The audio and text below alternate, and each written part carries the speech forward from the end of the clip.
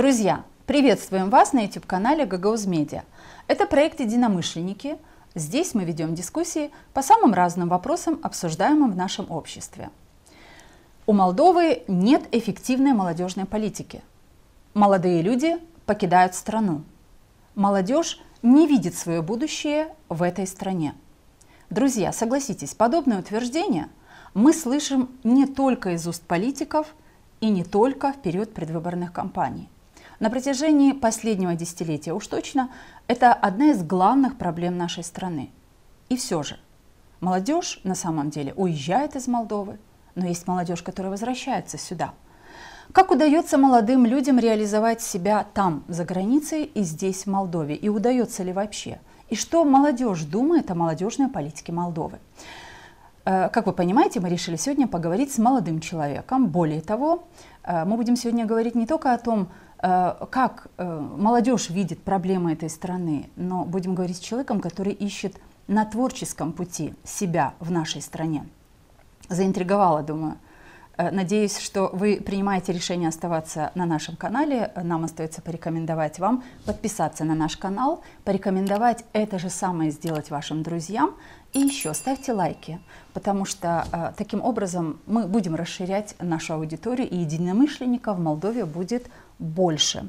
Именно эту цель мы и преследуем. Поэтому мы готовы к началу этого выпуска, а вы оставайтесь с нами. Мы все хотим достойных условий жизни. Мы все хотим качественной медицины. Мы все хотим хорошие дороги и коммуникации. Мы все хотим высокие зарплаты и пенсии. Мы все хотим, чтобы работали законы. Мы все хотим лучшего для Молдовы, и это нас объединяет. Значит, мы единомышленники. Здравствуйте, друзья! Сегодня в студии нашего проекта, в студии проекта «Единомышленники», рэп-исполнитель Эдикт Стойков. Vanen. Ne var? Arasana Fidi'yi de söylersin alsındır. Tavacıklım bir çavuncuk. Tez de zereye ve geleceğiydi.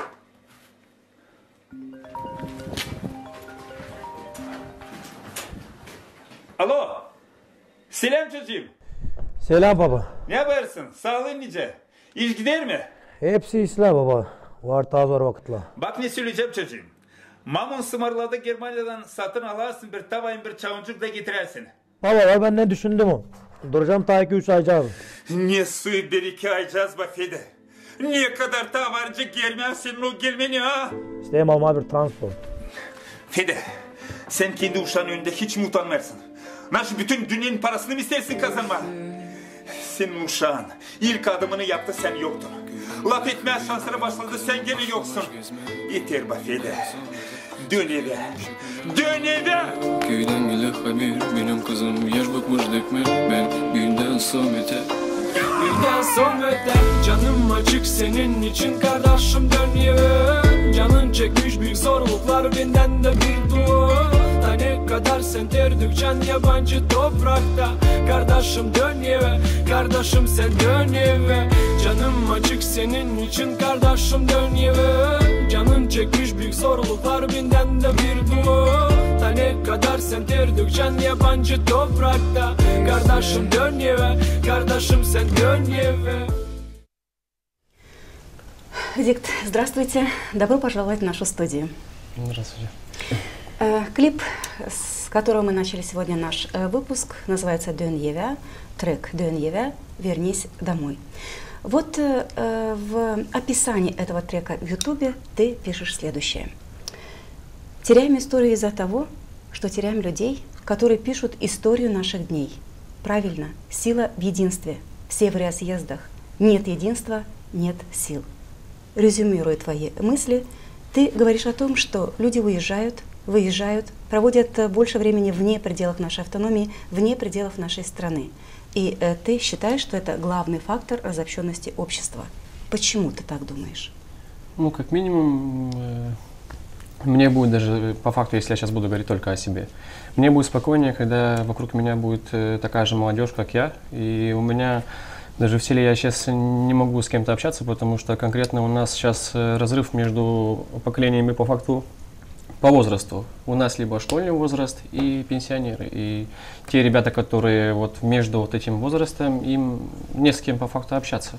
То есть твоих ровесников сейчас в селе Конечно, очень практически многих нет? нету. Да, и самые такие мозговитые ребята и самые большие мастера, они не здесь, потому что они чувствуют, ну, как обесценивание своих знаний, своих сил, поэтому и очень многие Ага. То есть это получается, что возраст ваш 27, 30, 35, этих людей, ну, сейчас берем конкретное село, где вы проживаете, это Тамай, да? Вот этого возраста людей нет. А где ищет себя эта молодежь? Ну, как минимум, вот я сейчас последний раз вот был в Германии, и вся моя аудитория, вот для кого я пою, для кого, с кем я общаюсь в интернете, они все находятся там. Я там вижу всех молодых ребят, которые вот с 98-го года по 96-го года рождения.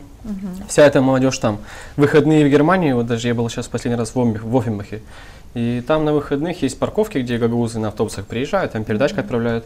И вся вот эта вот молодежь, они вот там. И, то есть все это сообщество молодых ребят, оно там.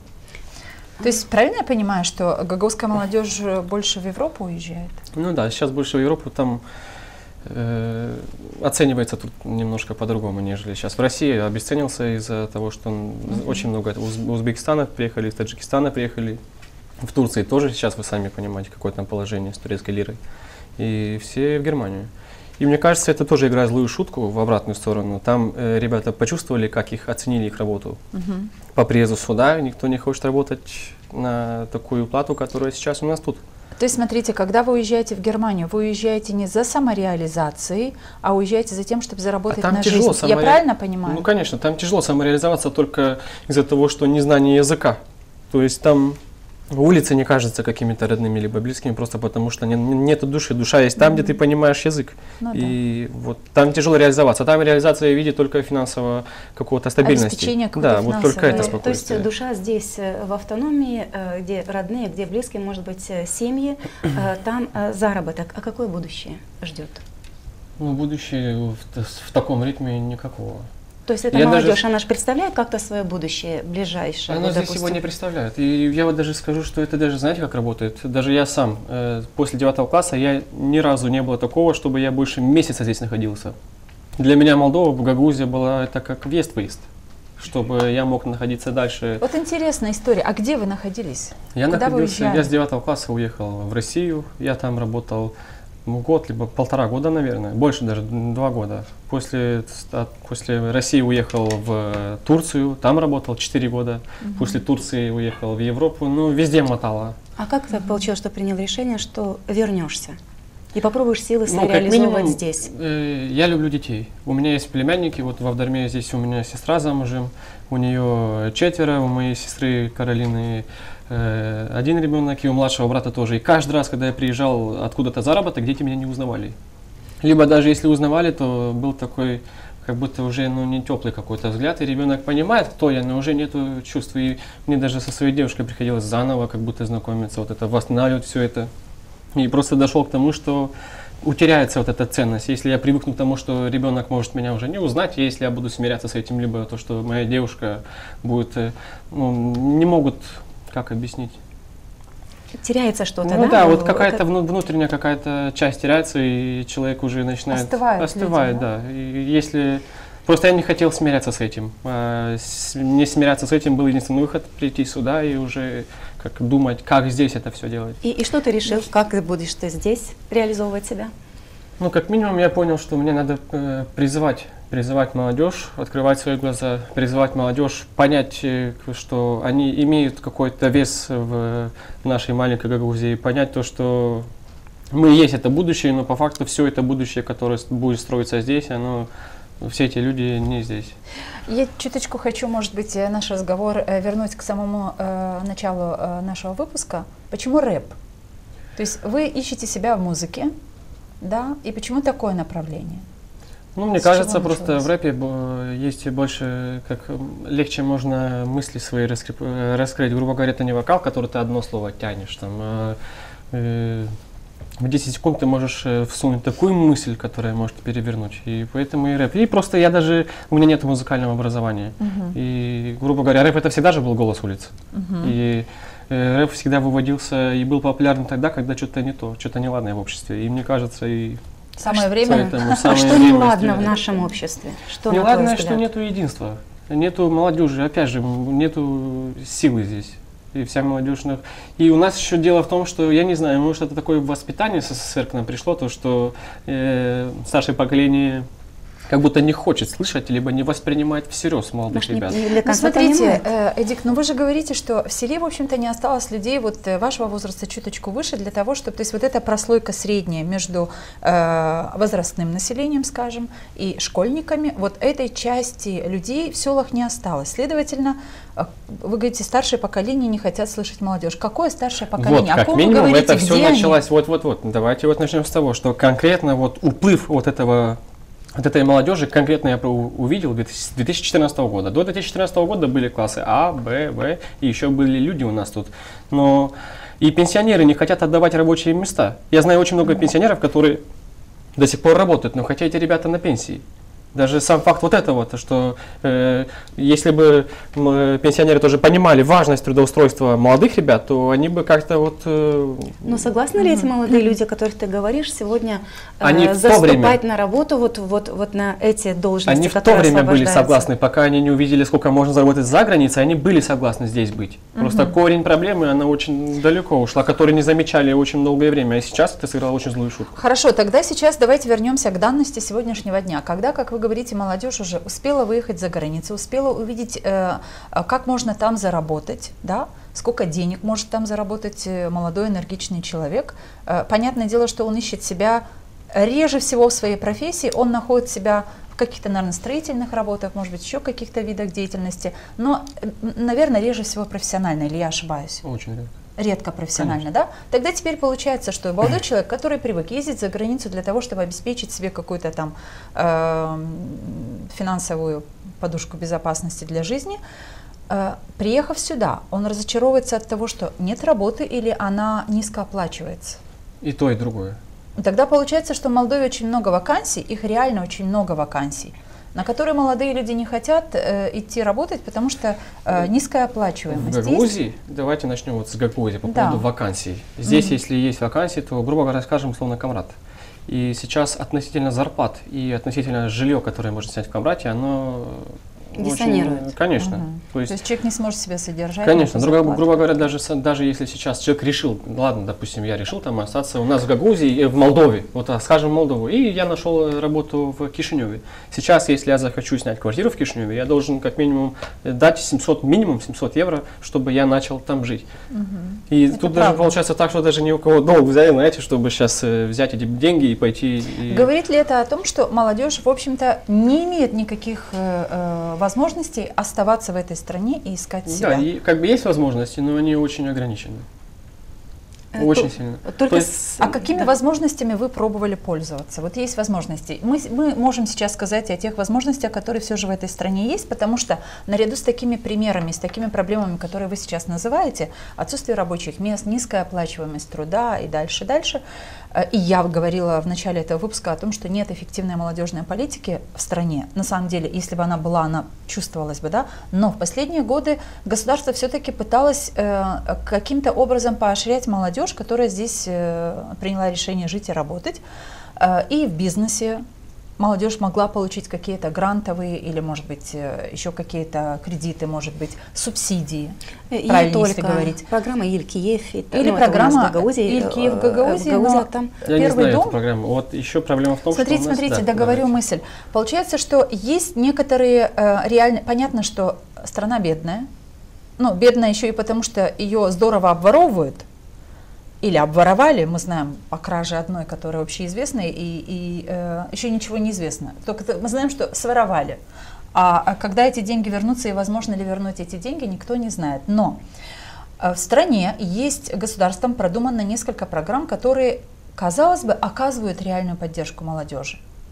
Вы говорите сейчас, что вы не чувствуете, да, возможности реализовать себя здесь, потому что нет поддержки. Но при всем при этом мы знаем предпринимателей, которые воспользовались и грантами, европейскими грантами, и развивали свой бизнес. Мы знаем, что субсидии оказываются довольно хорошие для предпринимателей, которые работают в отрасли сельского хозяйства и не только. в бизнесе в том числе, в малом предпринимательстве. Почему вы считаете, что эти возможности нет для вас?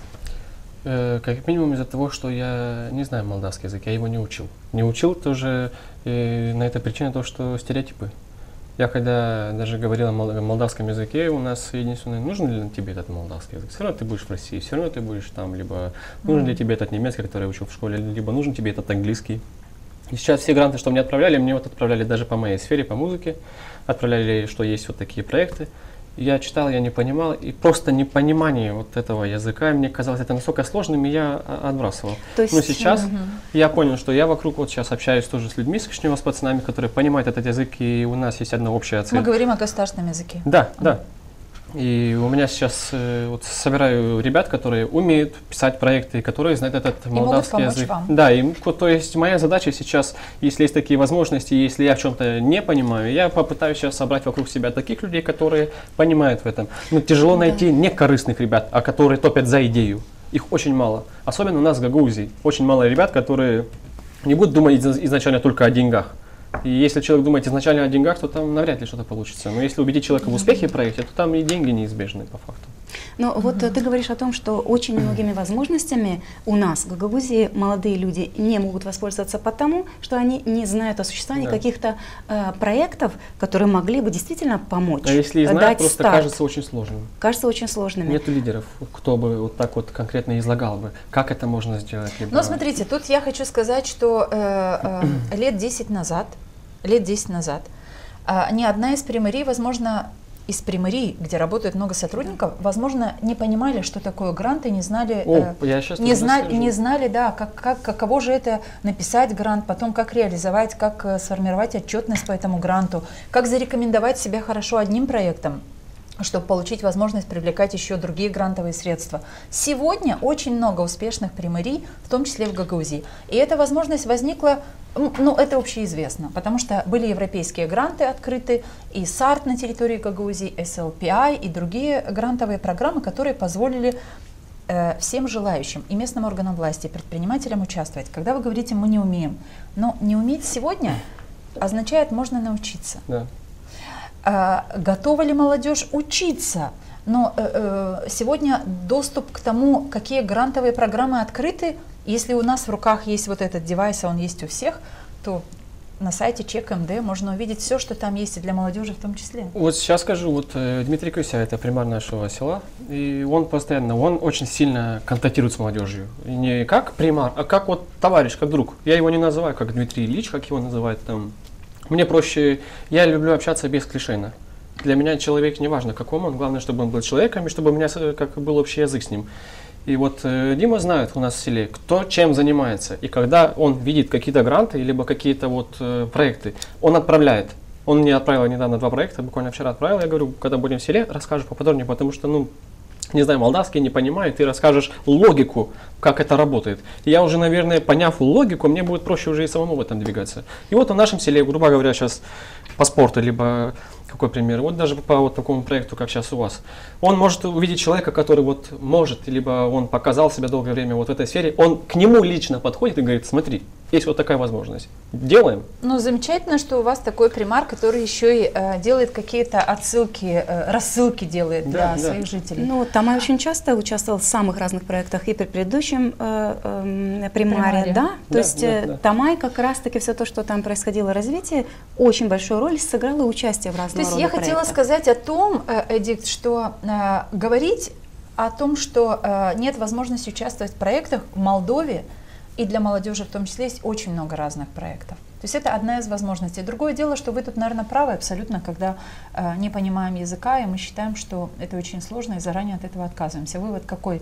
Да, 30 лет спустя, после независимости Молдовы, и после 30 лет жизни гагаузской автономии мы приходим к выводу, к тому, что государственный язык знать мы должны наряду со своим гагаузским родным. Вот даже об вот этом языке поговорим. Да, вот даже рабочие места. В Кишиневе, если ты хочешь трудоустроиться, там есть один пункт – знание вот этого языка. Но вы осуждаете этот пункт? Нет, я не осуждаю. Я имею в виду, что если бы я знал бы вот этот язык, то у меня бы больше бы возможностей было. Абсолютно верно. Поэтому Но очень многие учат немецкий. Я вот знаю, я вот сейчас работал в Германии в компании, которая основатель копчачский мужик, который с 92-го года в Германии, да, и он открыл там фирму БСП.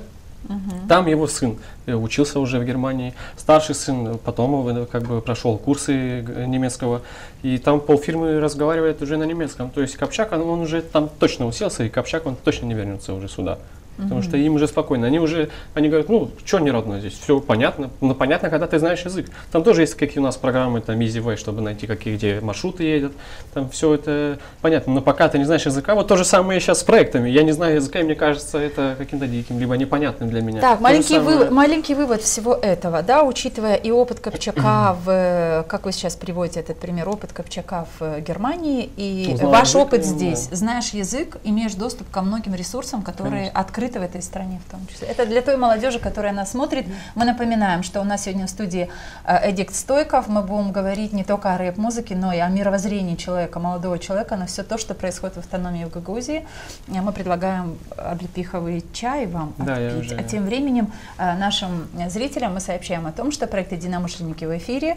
Оставайтесь с нами, подпишитесь на наш канал Гагаuz Медиа и поделитесь ссылкой с друзьями. Пусть нас, единомышленников, или людей, которые ищут единомышленников, будет больше. Это принесет только пользы нашей автономии и Молдове в целом.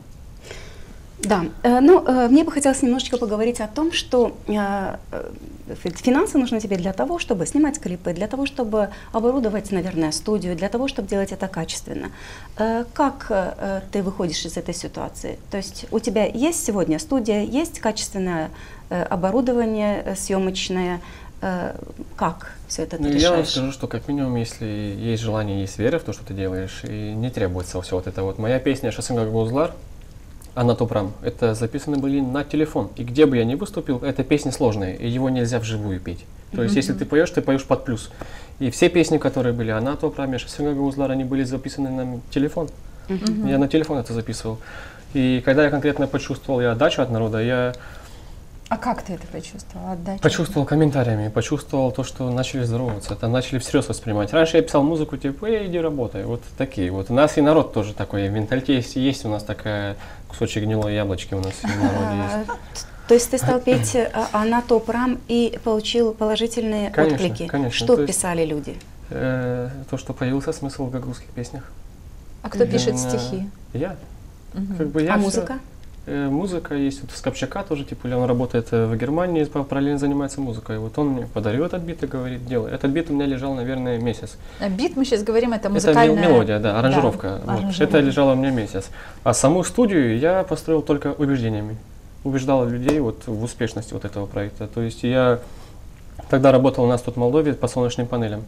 И уволился полностью с работы, потому что я понял, что важна концентрация внимания. Вот пока нету концентрации внимания в одну точку, то тяжело рассеиваться себя на три... Окей, а если есть концентрация внимания на одной точке, на музыке, на создании каких-то творческого какого-то проекта, песен, а денег это не приносит, что дает эта концентрация? Найдется выход, если ты сильно веришь, что ты найдешь какие-то способы, Удалось? конечно. Ваш личный пример. Удалось, но... Удалось на музыке заработать здесь, в этой стране? Нет, заработать пока что не удалось, но дать о себе знать, это же не сразу будет. Грубо говоря, я как минимум понимаю, что год, даже любой бизнес, кто говорит, что если ты за первый год выйдешь ноль, то это уже хорошо. То есть, если речь идет о деньгах, то, конечно же, это не окупится, либо не даст свои плоды. Вот сейчас вот я хочу, у нас менталитет такой, я сейчас сразу хочу, я сейчас все быстро хочу, но быстро же ничего не получается. Но пока ты в своей голове не убедишь себя, что успех он не приходит вот так вот, по то, что я записал песню, я жду сейчас славу. Вот об успехе, кстати, да, я думаю, что, может быть, я ошибаюсь, подправьте, если это не так. Тогда, когда вы выступили в парламенте, мне показалось, что именно тогда ваше имя стало звучать контрастнее на фоне того, что происходило в Гагаузии, потому что кто это такой? Как он посмел туда поехать? А что это было? Я не знаю, если наша режиссерская готова нам дать кусочек этого визита Стеда с вашей командой, с вашей группой девочек, которая вместе с вами пела в парламенте. Можем ли мы посмотреть и зрителям нашим показать этот момент, чтобы об этом потом поговорить? Dua edelim hepsine sağlık olsun, kismet olsun. Yağmur yesin, yüzün, ana Geçecek yıllar bunu bellem ben onu damayacağım. Nice dedelerimiz bizi kurtarmış düşmandan. Ya bak turşu, besme bir sıcak ekmek. Ha gel soframıza dostum seninle laf edelim. Yıldız düşerken göstersin yolu bana da eve. Yıldızlar kaybolsa yaşasın gagavuzlar. Yıldız düşerken göstersin yolu bana da eve. Yıldızlar kaybolsa yaşasın gagavuzlar. Вот. И после вот этого визита и вот этого видео, которое вы опубликовали, какой-то взрыв негатива в Гагаузии. Как посмел этот молодой человек поехать в парламент? Что было и почему это было? Поехать почему столько нареканий было в ваш адрес? Не взяв с собой гагаузский флаг.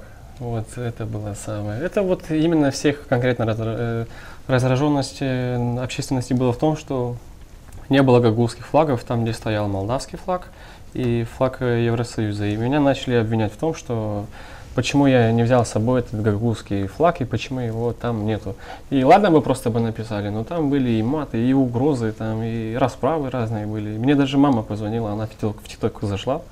В ТикТоке вас мама увидела? Да, зашла, короче, в комментарии, прочитала это все, и мама мне звонит, типа, говорит: сынок, Сян, точно все правильно делаешь? Вот как ты считаешь, ты правильно поступил? Я абсолютно правильно поступил. В моменте, как будто, если бы я поддался вот тому давлению, я бы сейчас, наверное, бы подумал: блин, это было неправильно. Но в любом случае, тогда общество разделилось на вот эти два лагеря, которые говорили, что что ты наделал, где флаг, и тот, который говорил: молодец, ты на гагаузском заговорил в парламенте. Но подождите, давайте посмотрим в контексте этого дня. Так получилось, что мы в этот день тоже были в парламенте с Леной Федоровной, и мы знаем, что СМИ тогда проводила замечательное мероприятие, посвященное гагаузскому языку и письменности гагаузской, и проходило это в здании парламента. Участвовали депутаты парламента и представляющие Гагаузии, и представляющие комиссию по образованию и культуре госпожа Волох. В общем, было много депутатов парламента, и само это мероприятие проходило не в здании, не в зале заседаний. Это в зал заседаний вы с девочками вашей группы. Вы напросились и туда пошли. Я говорю: могу снять там видео? Так если это же были не декорации для выступления. Так если парламент не был закрыт, а был доступен уже не вам. Объяснить людям, которые там уже... Откуда же вы взяли бы гагаузский флаг с собой, чтобы его развернуть? То есть как это получилось и почему это происходит? Вот, что вот вы этот понимали, вопрос я важнее. вообще сам не понимал, что происходит, то, что я не понимал серьезность вообще происходящего, то, что я пришел в парламент, и я какой-то эйфории находился. Я даже сейчас, знаете, я когда выхожу на сцену, я не помню, что было на сцене, но я пересматриваю, и я понимаю, что было. Я когда вот пою, либо нахожусь вот в таком состоянии, я не понимаю, что происходит. То есть мне настолько сильно нравится сам процесс. И там был Андрей, он с Вишневки, он говорит, типа, давайте пойдем переоденемся. Я говорю: можно экскурсию, чтобы там пройти туда? Мы пошли, увидели, и я спросил у него: я могу спеть на гагаузском здесь, типа? И он такой позвонил кому-то, говорит: ну давай, короче, по-быстрому. Там не ответили ему, говорит: по-быстрому спой. И я спел, там тоже есть видео на Топрам, и есть видео «Yaşasın Gagauzlar». И потом мне Гагаuz Дернек с Анкары, ребята звонят и говорят: большой молодец, типа, мы с тобой гордимся, потому что ты второй человек в истории, который заговорил в парламенте на гагаузском языке. Один, по-моему, Горизан Олег, или как Капчатский примат. Вот он заговорил там на гагаузском, а из артистов ты. И говорит: что самое странное, ты в гагаузской национальной одежде, детки в гагаузской национальной одежде. Этого, говорит, разве недостаточно, что ты говоришь на гагаузском? И плюс еще там детки на... То есть это была такая своеобразная поддержка? Да, он просто видел тоже комментарий. Он говорит: не обращай внимания, говорит, собаки будут всегда. Я почему хотела от этого видео, чтобы мы оттолкнулись. А что происходит с нашим обществом, что такое агрессивное отношение нас, гагаузов, собственно говоря, к самим гагаузам? Ну, немного я понимаю, что наше общество разделилось, прямо конкретно разделилось. Кто-то вот про Европу, кто-то не про Европу. Но здесь где Европа и против Европы выступление твое в парламенте? Нет, мне кажется, просто народ сам, это вот патриотизм, но не вот в таком свете, какой он должен быть. Я понимаю, что люди там за свой народ, но он как будто неправильный какой-то патриот. То есть я ценю то, что люди там за нашу Гагаузию, но в таком свете, осуждая кого-то другого, ну как это может быть патриотизм? Какой это может быть пример для какого-то подрастающего поколения, который видит комментарий про европейские флаги, и он подумает, тут тоже это правильно, если там кто-то взрослый пишет такое вот. Эдик, знаете, что интересно? Мне очень интересна психологическая составляющая вот вашей... То есть что происходит с человеком, который, как вы только что сказали, абсолютно искренне, радуясь, пребывая в какой-то такой глубокой радости за то, что я в парламенте вместе с этой группой девчонок, которые вместе с вами исполняют эту песню, и мы на самом деле гагаузский язык. Да, и мы на самом деле увидели, и многих, я убеждена, что очень многих в Гагаузии это порадовало, не только это, а радует любой другой артист, который что-то делает на гагаузском языке, вот так достойно, скажем, да. Что вы ощутили на себе и как это отразилось на вас вот в психологическом смысле? Почему спрашиваю? Потому что агрессия, негативная оценка или упреки, вот такая критика: ты не такой патриот, ты не до конца патриот, ты не тот патриот, ты не так сделал, флаг не взял, то не взял. Что происходит с человеком? Не закрывается ли человек? Мне это интересно. Ну, изначально как бы я видел эти комментарии, я читал, но я не поддавался. Но сначала мне позвонил один родственник, там друг, там типа все нормально. Осудили или? Нет, они вот, поддержали? типа все хорошо. Я как бы не воспринимал это, и такое ощущение даже, как будто мне привили вот это вот состояние, типа, блин, не переживай, там все нормально. Но потом, как я уже начал видеть, что даже знакомые ребята, которые там комментарии писали от неизвестных аккаунтов, я знаю, как находить эти аккаунты по номеру, и мне стало тяжело от того, что вот такая херня происходит, то, что даже близкие люди вот такую хрень могут писать. Но сейчас я конкретно понимаю, что это сделало меня намного сильнее. То есть сейчас, какое бы давление на себе не почувствовал, я понимаю, что это вот... То есть все-таки это было воспринято как давление, да? Давление общества? В тот момент, да. Я не выходил со своей студии больше недели. Я был в такой... Даже любой неизвестный номер, который звонил, мне уже... Изначально звонили политики. То есть я, знаешь, какую хочу параллель провести? То есть в Гагаузии очень хорошо знают, что за человеком, который осужден в Молдове, шлейф какой? Он украл в нашей стране миллионы, вывез за пределы страны, то есть пользуется этими финансовыми. Этого человека в Гагаузии принимают, считают его, ну, я не знаю, героем. А человека, который продвигает свой язык, свою культуру, выступает в парламенте своей страны, это не где-то за рубежом, это не в Румынии, это не знаю, вот, допустим, если бы это был румынский парламент, да, вот могли бы сказать, что ты ищешь в парламенте другой страны, но это парламент нашей страны, нашей Молдовы. Ты становишься изгоем в этом мне кажется, обществе. Это немножко две разные вещи, потому что я из Гагаузии, вот только так воспринималось это все. Ну и что, если ты из Гагаузии? Что плохого для Гагаузии в твоем поступке? Вот в твоем поступке, что плохого для Гагаузии? Я думаю, что это была просто, мы, может быть, много внимания этому уделяем, это была просто какая-то публичная опорка для того, чтобы патриоты, которые считают себя настоящими патриотами, могли бы сделать замечание какому-то заблудившемуся парню, прости, пожалуйста, за такую характеристику. Да, все нормально. Заблудившемуся парню, который не до конца понимает, как надо появляться в парламенте. Просто если бы я сейчас пошел на поводу общественного мнения, я просто не считаю сейчас конкретно общественное мнение, я не считаю его правильным. И я поэтому оно сейчас... есть это общественное мнение для тебя? Нету. Очень многие запутались, очень многие даже не знают, где это правда. Вот. Нету лидеров общественного мнения, который бы высказывал свою правду, и многие бы сказали, да, это вот аполитичный человек, но он просто видит тут конкретную правду в обществе. Нету этого человека. Соглашусь. И мне кажется, этот человек не скоро появится, а если и появится, то он тоже будет испытывать на себе огромное давление, и в конечном итоге этот человек может дать заднюю, потому что человек... У нас как работает общество? Если кого-то осуждают, я даже увидел, почувствовал на себе это, когда меня осудили там в комментариях в ТикТоке, люди в селе в моем подумали, что это правда. И я вот иду по селу и вижу, что уже не с таким ха-ха-хи-хи на меня вот взглядом, типа, привет, братан, как дела? Я уже почувствовал на этом. И я не знаю, насколько должно быть сильным вот этот лидер мнения общественного, чтобы даже несмотря на шквал критики, негатива к нему, чтобы они даже все равно были на стороне этого человека. Но не кажется ли, что этот лидер должен говорить о действительных истинных ценностях гагаузского народа? Чтобы за ним пошли, и тогда это было бы правильно. Либо этот лидер должен говорить об этом 2, 3, 4 года, чтобы он уже ассоциировался с этим мнением. Меня только сейчас начали воспринимать, после больше, там, сколько уже прошло, почти год, как я занимаюсь вот этим своим ремеслом, музыкой. И только сейчас я понимаю, что быстро. начали меня более-менее воспринимать. Но это были просто искренне все, что я делал, и я не делал это в целях коммерции какой-то. Это вот все, что от меня веяло, вот это все выходило. Я потом последний месяц начал делать по поводу коммерции, и все, это как будто вот коммерция, но это не мое. Знаете, я вот хочу поговорить, слово «давление», да, звучало несколько раз за последние 5 минут в этой студии, от вас, от нас. Вы как артист ощущаете какое-то давление со стороны властей автономии на себя? Я говорю о том, что недавно я общалась с одним артистом, который говорит, что очень многие артисты вынуждены участвовать в каких-то концертных программах, хотя они не очень даже хотели бы принимать участие. Но на них оказывается давление. Вы не работаете в каких-то государственных структурах, мы это поняли, да? А вы чувствуете на себе как артист это давление? Ну, я это давление чувствую как?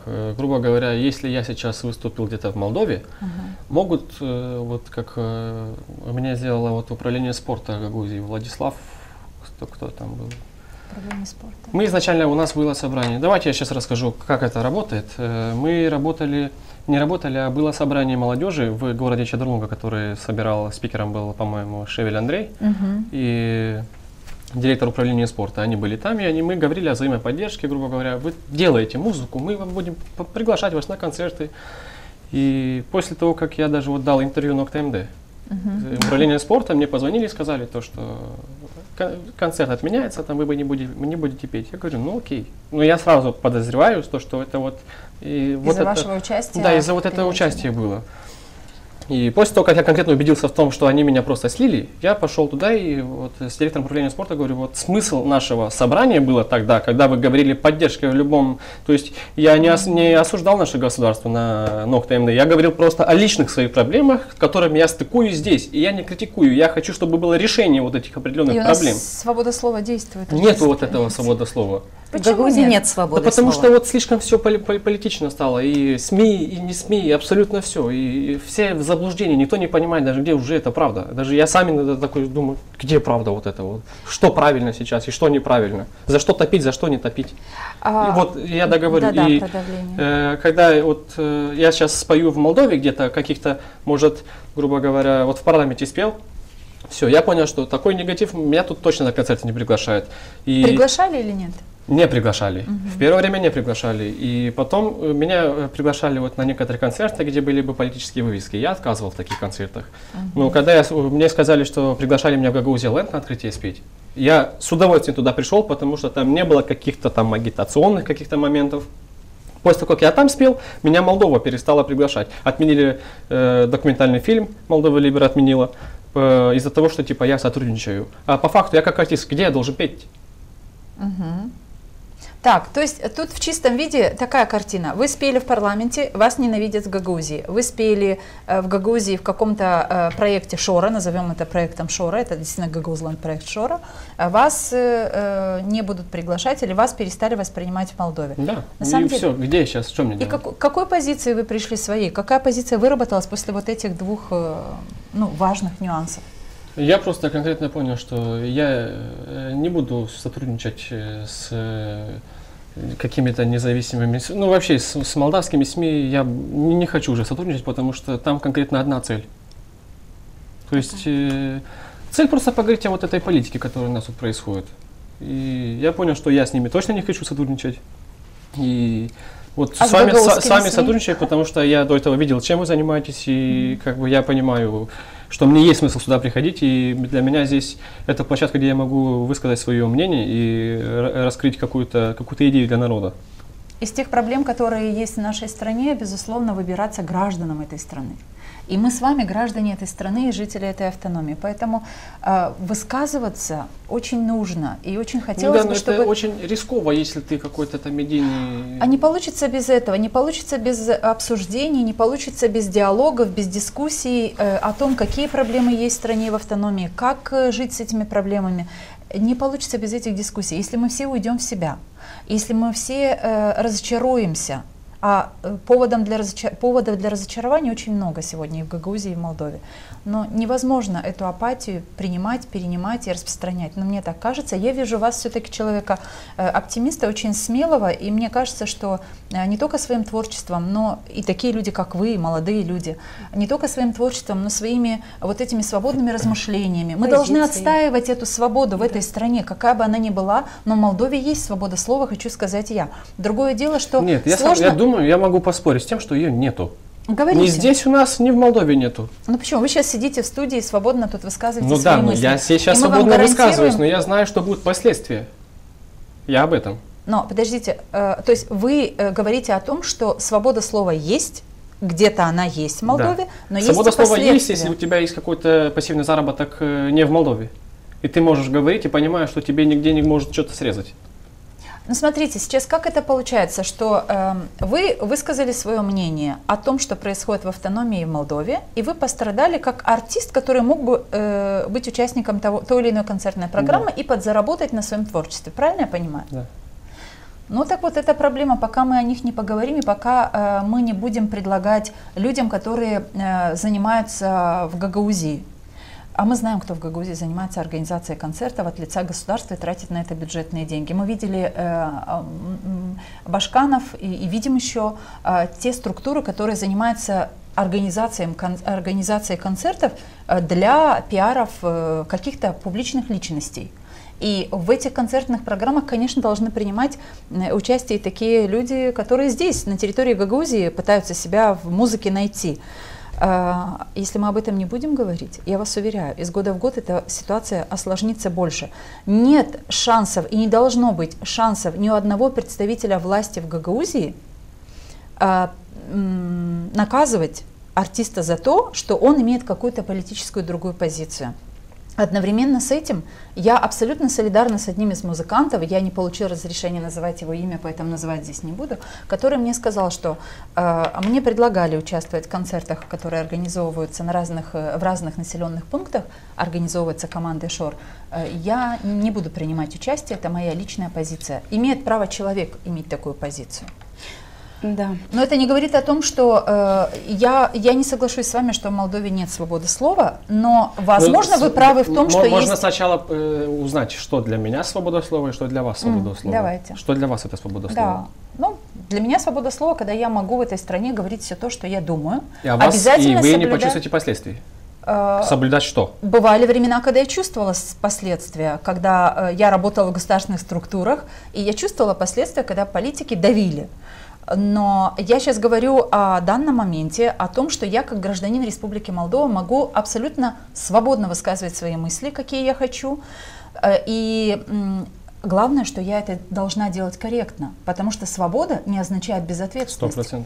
И вот я как раз хочу сказать о тех людях, которые в Гагаузии, проводя эти митинги, говорят, что у нас тут нет свободы слова, а когда анализируешь их речи, эта речь крайне бестактная.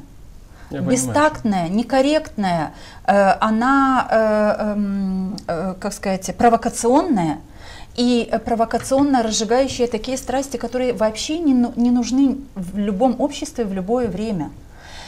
И я не называю этих людей людьми, которые понимают, что такое свобода слова. Свобода слова без ответственности, без понимания полной ответственности за твои слова. Я не понимаю, как можно говорить о свободе слова, если ты не понимаешь, что ты отвечаешь за свои слова. Поэтому я себя в этой стране чувствую спокойно. Мне кажется, иду туда, куда меня приглашают, где я хочу. Знаешь, мне кажется, что вот то, как поступили с тобой, вот то, о чем ты говоришь, вот это явление, о нем знают только те люди, которые от этого пострадали, да? Это делается втихую по отношению к артистам, по отношению вот в Гагаузии нашей, по отношению там где-то к педагогам, по отношению где-то к представителям других там профессий и так далее. И людей приучают к тому, что надо молчать. Да. То есть, если ты скажешь, ты будешь наказан. Ага, ты сказал, тебя наказали. Ты попробовал сказать то, что ты думаешь, педагог. Да, и ты будешь наказан. Ты останешься без работы, а тебе мы там что-то... Вот у меня был такой... Это что формирует? Какое общество формирует у нас в Гагаузии? Общество, которое молчит. Потому что, да, раболепское общество. Если ты не молчишь, если ты высказываешь свое мнение, значит, ты будешь наказан.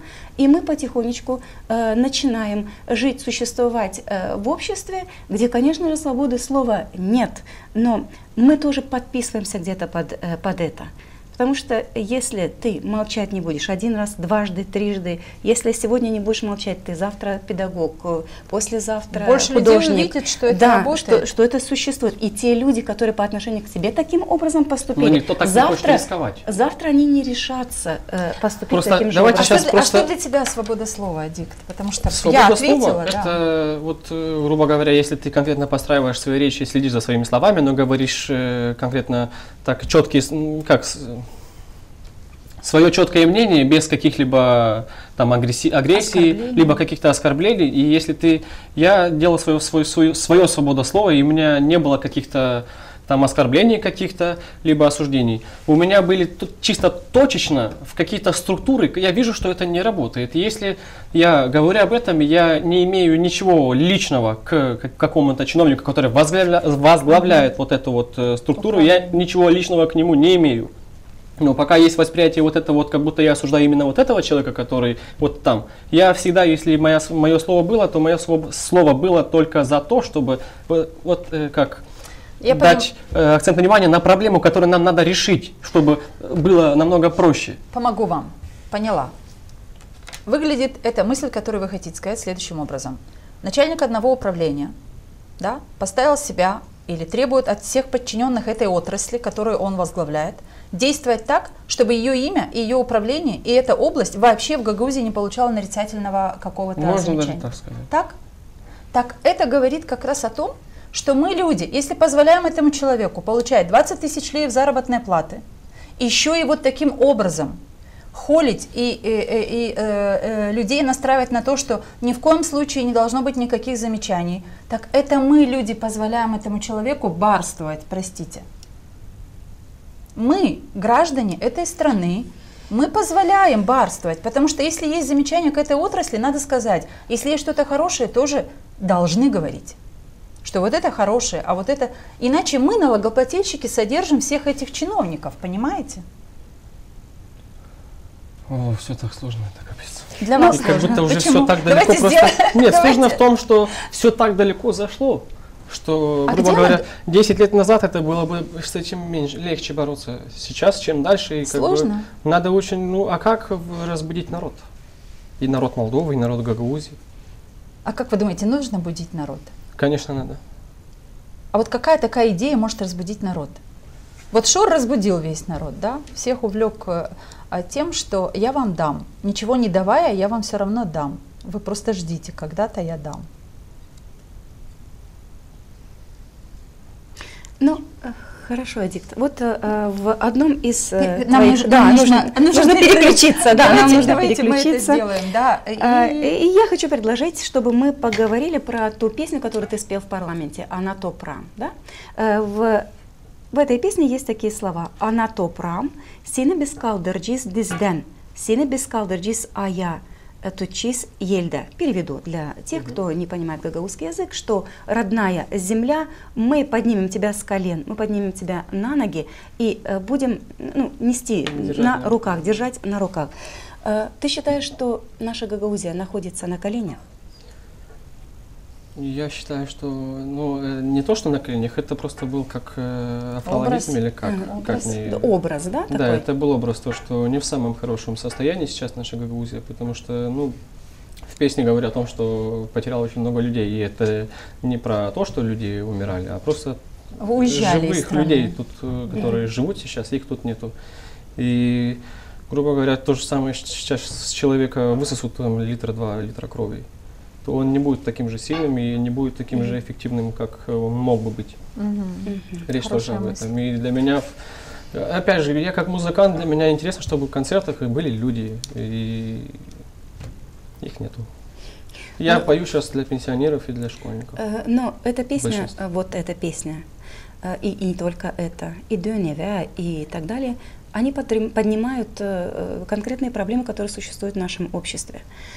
Другая песня твоя про родной язык, где ты тоже понимаешь большую проблему, то, что гагаузский язык исчезает. И вот цитата из одного твоего высказывания, отрывок.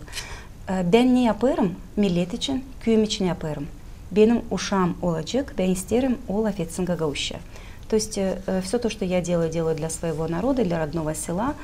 У меня тоже будут дети, я хочу, чтобы они говорили на гагаузском языке. Но если мы сегодня посмотрим на наше гагаузское общество, мы увидим, что молодежь в основном не говорит со своими детьми на гагаузском языке. Вообще не видит в этом необходимости. У нас в селе есть только одна семья. Не считает я это за ребенка, ценность, который да? сколько, наверное, года 5. И так приятно слышать, когда ребенок Одна такой... семья говорит на гагаузском языке. Ну, я именно конкретно из детей увидел, что почему есть для ребенок. тебя важно? Но я скажу, что эта семья не такая, как бедная семья.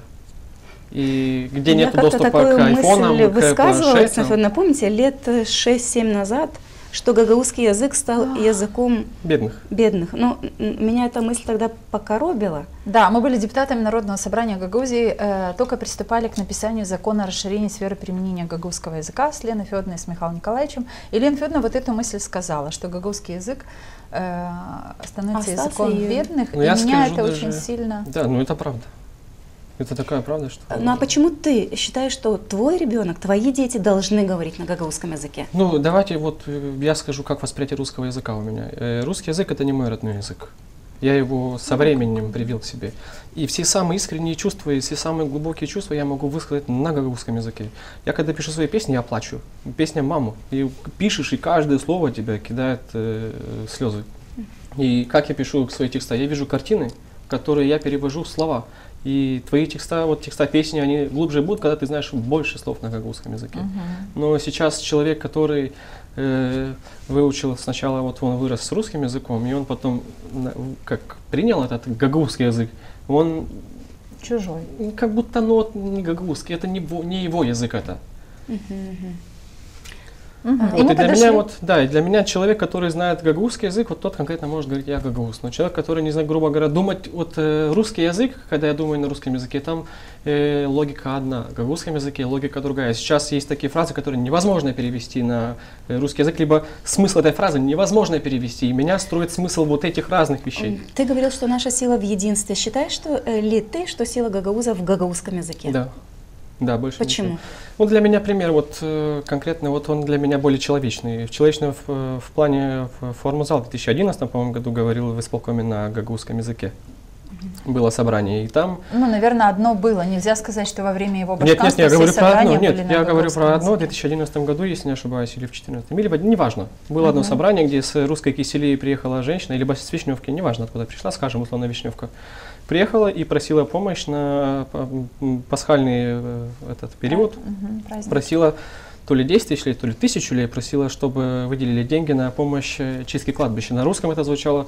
К нам приехала женщина с Вишневки, поприветствовала нас тепло на гагаузском языке и попросила помощи, там 1000 лей, чтобы кладбище почистить. На гагаузском языке, как он это сказал? Bize geldi bir insan Vişnevka'dan selamladı bizi sıcak Gagavuş'a. Şimdi sordu yardım bizden 1000 lei tertepleme mezarının yanına. Yardım edeceğiz mi? И вот кто там мог сказать ярдым edeceğiz? То есть вот ты увидел силу в том, что было сказано на гагаузском языке? Просто для меня, потому что я знаю этот язык. А можно ли, простите... Удивительная штука вообще, на самом деле. Сложно с этим спорить, потому что родной язык для человека с любой национальности. Это язык, который, на котором человек думает, на котором человек чувствует лучше, вернее, с которым человек чувствует все лучше. И как получилось, что мы за 30 лет пришли к тому, о чем сейчас ты говоришь в этой студии, да и мы готовы подтверждать, что на этом языке говорит все меньше и меньше людей. В нашей семье... И только языком бедных становится наш гагаузский. В гагаузской семье вот Адам, это мужчина, он главный. И у нас мужики, ну я слышу, женщины у нас проще поддаются к этому русскому языку. А когда мужчина, я даже... Как это понять, проще поддаться? Ну, гагауз сначала найдет Руще, который говорил всегда на гагаузском, но ему тяжело общаться. Мне стыдно говорить у нас в семье на русском языке. Он звучит странно. Как это? Что я в семье у нас на русском языке? Но когда остается мама с ребенком, мультики, то это... Опять же упираемся в то, что семьи неполные, отца дома нету. Но у меня есть хороший пример. Лена Федоровна в своей семье и везде говорит на гагаузском, она педагог гагаузского языка. Поэтому как минимум из-за того, что это учитель гагаузского языка. Ваш ребенок говорит на гагаузском. Не только. И дочь. Алла Бюк. Ее сын тоже говорит на гагаузском, потому что она деятель. А у нас люди, которые не деятели, они телефон в руки. Я даже сейчас иду к племянникам, они все с телефонами русские мультики. Но у меня вот такой вот вопрос. Как ты считаешь, удастся ли нам повернуть эту ситуацию? Ну и ЮНЕСКО уже признала, что наш язык находится на грани исчезновения. Удастся ли нам, гагаузам, все-таки повернуть в другом направлении и наш язык спасти? Нет. Я думаю, что если все идет вот так, как вот идет, я думаю, что нет. Но если появятся еще деятели, то есть большая вероятность. Какие деятели могут появиться? Популяризация гагаузского языка. Я гагаузский язык в другом свете слышал только в своих песнях. То есть я услышал только в фольклоре, но это все праздники. А у нас не в праздниках человек что слушает? Грубо говоря, я понимаю, что мою песню человек может включить в машине, когда он едет.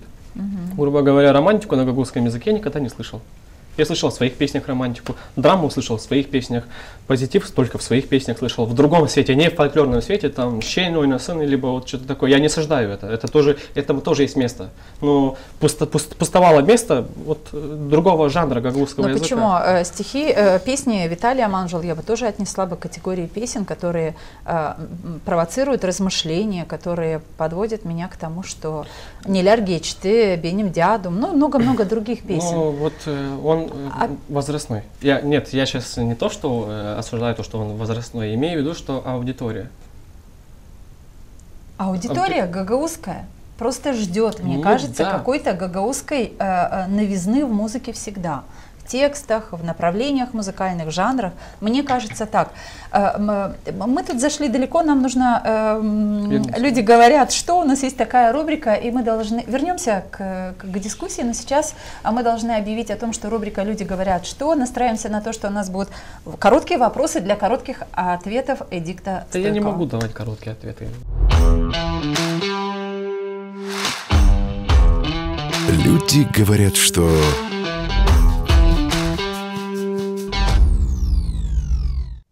Люди говорят, что в Гагаузии молодежи искать нечего. Так ли это?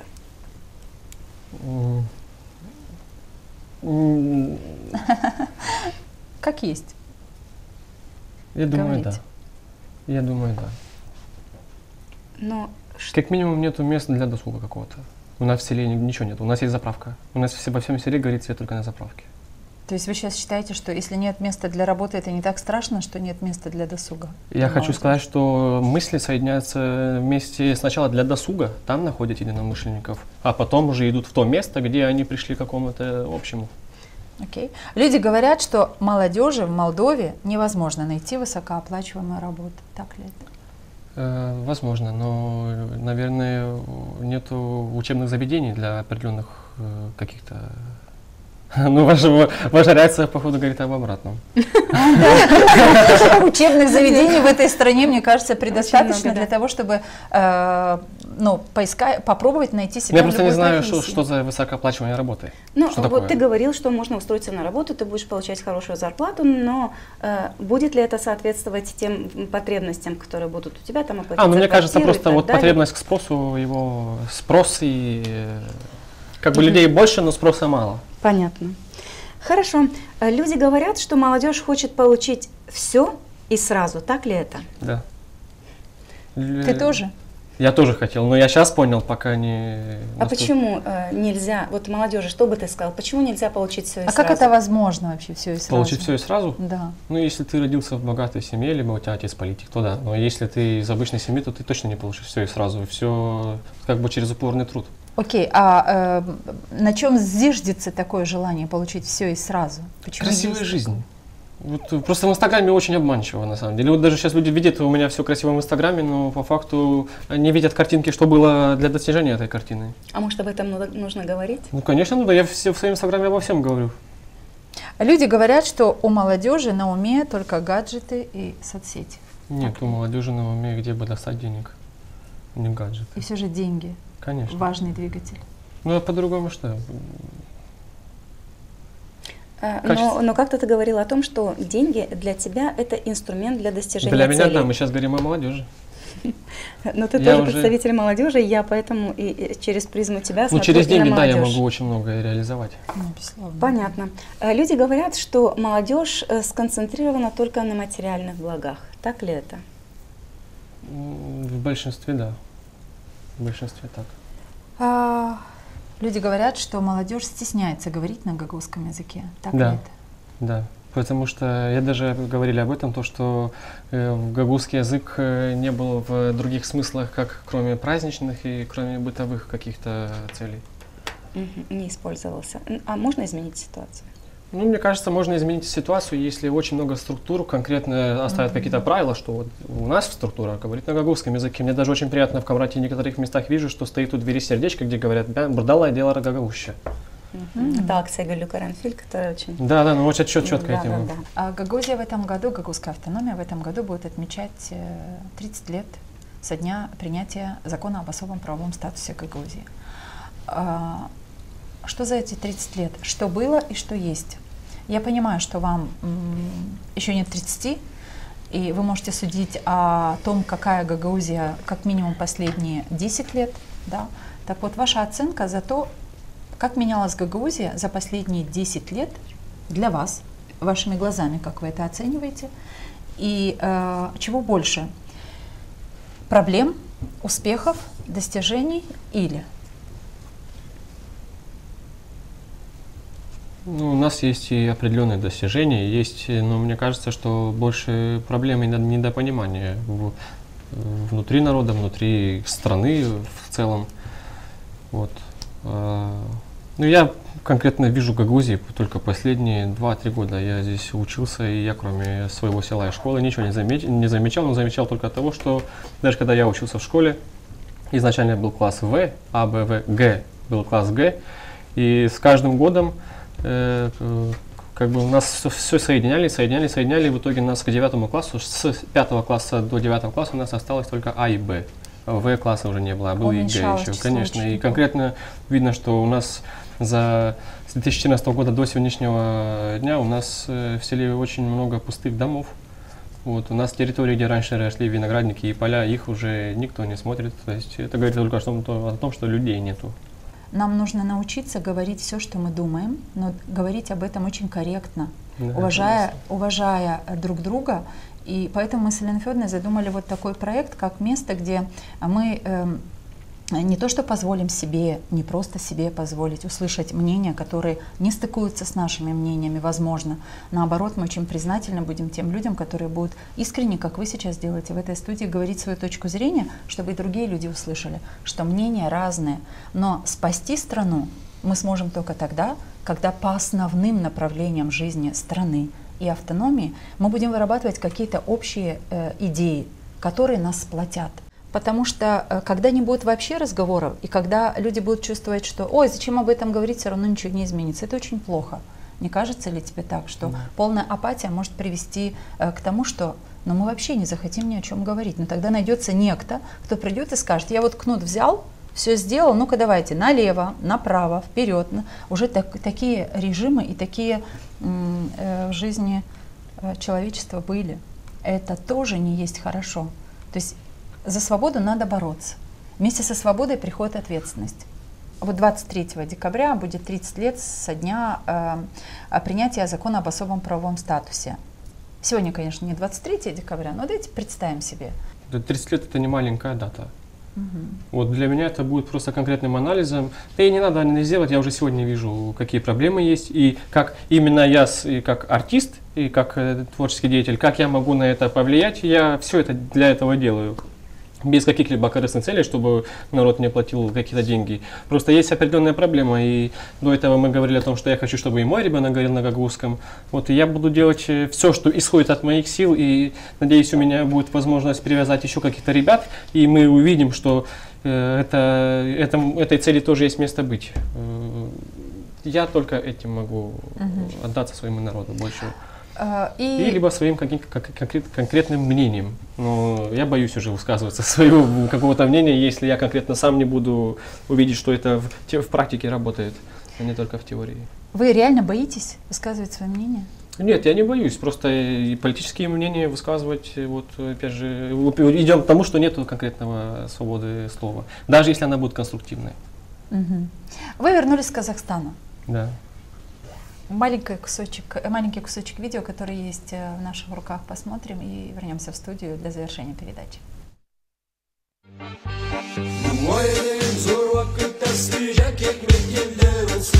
dua edelim. Kışılarda benim şarabım bitmesin. Dua edelim hepsine sağlık olsun, kısmet olsun. Yağmur yağsın, yekin büyüsün, anlat toprakta. Geçecek yıllar var ödelim, ben onlardan büyüyeceğim. Вы были в Казахстане, вы представляли Гагаузию. Дуа эдерим в переводе на русский из гагаузского молимся. Ну как, желаю вам, как... И молимся. Ну да. Беляда. У нас нет, педагог именно в этом студии. Контексте, как Дуа эдерим. желаю вам. Желаю вам. Ну вот, Да. ваше пожелание гагаузской автономии. Мое пожелание гагаузской автономии иметь свою голову на плечах. Вот. И хочу сказать и обратиться как минимум ко всей молодежи, что все будущее лежит на ваших руках и на ваших плечах. Вот. Поэтому пора бы нам объединиться и слышать друг друга как молодые ребята. Пока между вами и молодежью нету, между нами и молодежь нету какой-то связи, то очень будет тяжело в будущем нам через лет 5-6, пока мы молодые, у нас есть силы и здоровье, поэтому пока пора делать что-то уже, пора бы уже действовать. Вот. Ну, а мы, наверное, говорим спасибо, одновременно с этим желаем успехов, и пусть еще будет много-много гагаузских песен, и Гагаузчада истем сөйлеме. Bizim dilimiz halizdendi. O kadar geniş, o kadar derin fikirli olur ki mersere, o laflar anglarını içindeysin sizin türkülerinizde, başkalarında.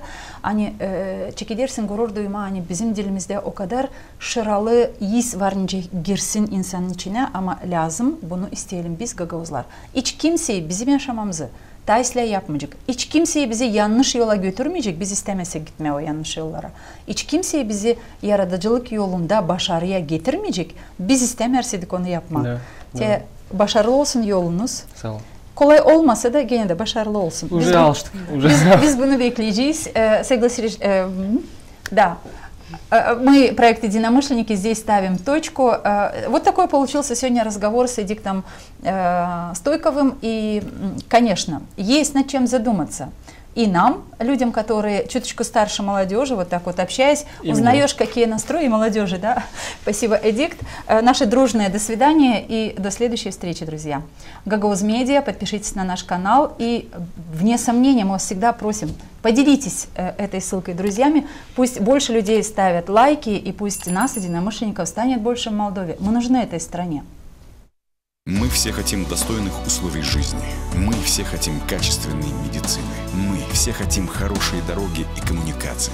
Мы все хотим высокие зарплаты и пенсии. Мы все хотим, чтобы работали законы. Мы все хотим лучшего для Молдовы, и это нас объединяет. Значит, мы единомышленники.